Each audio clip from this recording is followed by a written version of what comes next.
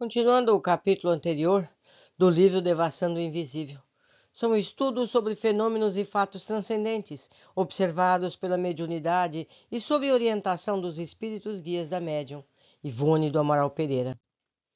Capítulo 7, Amigo Beletrista, terceira parte.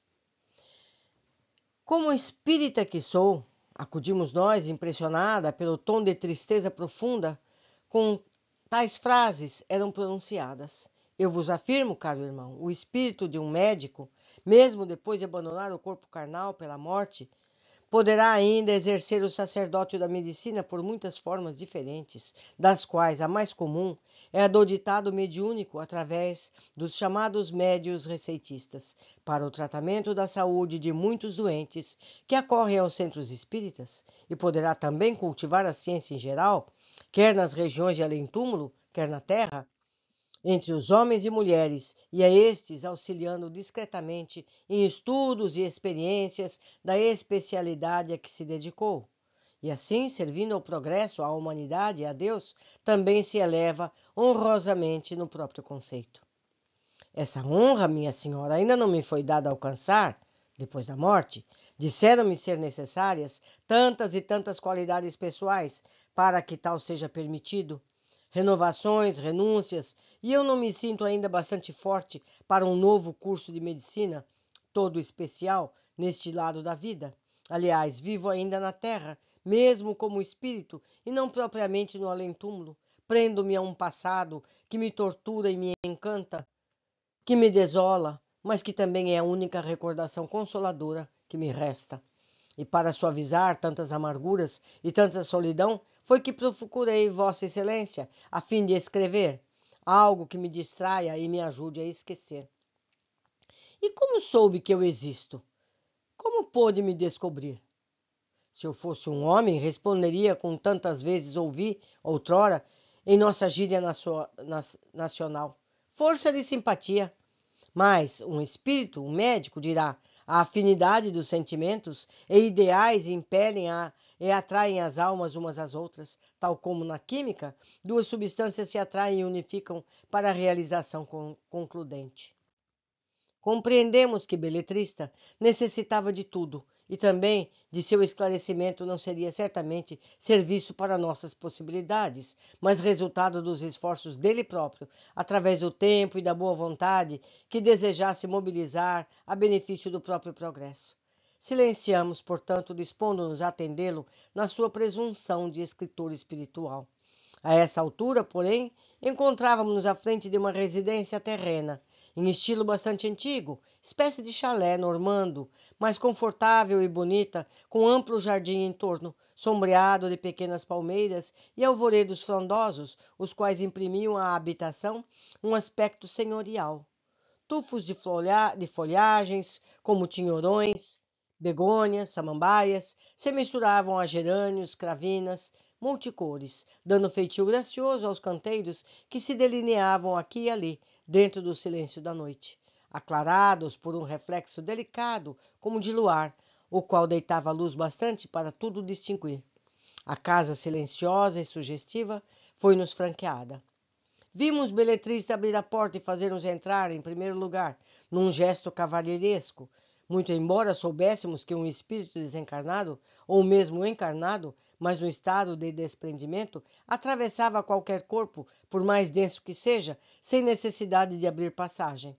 Notamo-lo, porventura, mais entristecido, ao penetrar no interior do gracioso chalé, e ouvíamos que dizia quase soturnamente: nesta casa residiu a mulher que amei durante a sua vida quase toda, Maria Elisa, a minha Elisinha.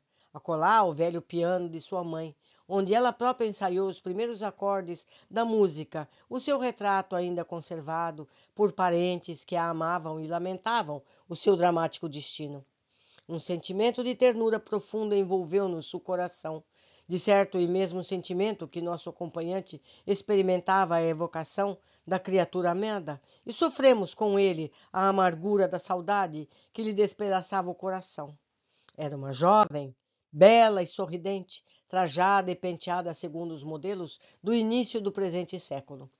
Lembramo-nos, então, de que, em nossa casa paterna, o tempo da nossa infância, existiam fotografias de nossa mãe, de nossas tias, apresentando modelos idênticos e sorrimos dizendo ao sentimental e amigo beletrista. É uma imagem do fim do romantismo, linda com efeito. Ele sorriu também, enternecido, parecendo reconfortado com a nossa apreciação. Sim, afirmou ele, Maria Elisa era alva, loura e bonita, tão bonita quanto desgraçada. Convidou-nos em seguida a sentar numa poltrona de velho jacarandá, sentando ele próprio à nossa frente. E foi ali, naquela casa, que abrigara a mulher a que ele amava, embalada pelo encantamento da atmosfera da própria ambiência, que ainda conservaria as vibrações do drama tão vivido, com as imagens das cenas fotografadas nas ondas etéricas que repletariam o recinto, que o amigo beletrista narrou ao nosso entendimento espiritual o que desejaria escrever por nosso intermédio, numa crítica dolorosa ao Código Civil brasileiro pela ausência do divórcio, ausência que comumente, segundo ele próprio, desgraçado os corações muitas vezes nobres e generosos, concorre para lamentáveis de equilíbrio no seio da sociedade e da família. Fê-lo bem agitado, por vezes presa de incontidas revoltas, por vezes banhado em lágrimas insopitáveis. Mas não consegui projetar os pensamentos com verdadeira mestria, de modo a imprimir os quadros das suas recordações e beleza e a sequência admirável usadas na literatura espiritual do gênero.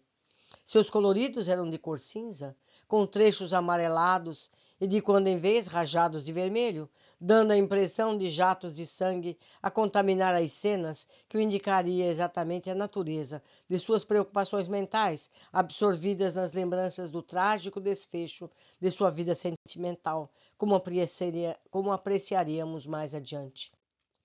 Não nos permitiremos reproduzir nessas páginas o drama integral a que assistimos, vivo e patético, reproduzido pela palavra espiritual da entidade com todas as minúcias da boa forma literária terrena, não obstante muito deixar a desejar como literatura espiritual.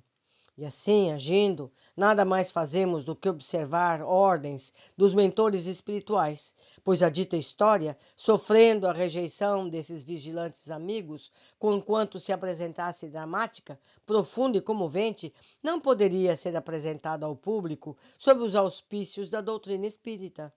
Diremos, todavia, a título de curiosidade para observação e meditação do leitor, que o exposto por beletrista, como sendo o seu drama pessoal, é a história de uma jovem terna e sonhadora abandonada pelo marido no segundo ano dos esponsais, ao qual a ela preteriu pelas aventuras incertas de uma vida sem responsabilidade, a quem um sedutor, após, impele a faltar os deveres da dignidade pessoal e que, em consequência, se torna mãe de uma linda criança que era o seu enlevo e o consolo das amarguras diárias provindas da lamentável situação.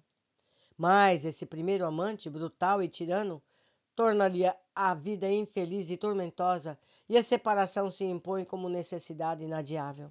Surge então beletrista, amoroso e sentimental, amando-a devotadamente pelas suas próprias desditas, qual generoso e romântico salvador, mas a quem ela não poderá desposar, porque as leis civis no Brasil não o permitem, visto ser casada e não ter admitido o divórcio em nossas sociedades. Amam-se, entretanto, e a felicidade embala seus corações durante algum tempo, pois que em breve ressurge o espectro do passado na pessoa do primeiro amante, que era em lutas despeitadas e tentativas violentas para desunir o casal e arrebatar-lhes a criança. Arrebata-a com efeito, depois de 1000 processos angustiosos, muito embora não consiga destruir a terna afeição que une os dois apaixonados. Mas Maria Elisa, não suportando a dor de viver sem o filho querido, exausta de tantos desgostos e desilusões, impacienta-se, enquanto o beletrista se desdobra em esforços para reaver o entezinho adorado. E num momento de desalento e saudade, suicida-se incapacitada para continuar lutando. Desesperado, inconsolável, traumatizado pelo golpe irremediável, beletrista adoece e sobrevém a neurastenia. Meus amigos, mais um caso como os centenas de casos que existiram nesse período. Nos dias de hoje já é possível o cancelamento de uma união legal, de uma união civil, para que as vidas se recomecem. Mas nem por isso as vidas são fáceis. Esses casamentos emocionalmente dificilmente se rompem e todos esses dramas continuam ocorrendo, que não cabe aqui descrever os fins trágicos que acontecem ainda hoje.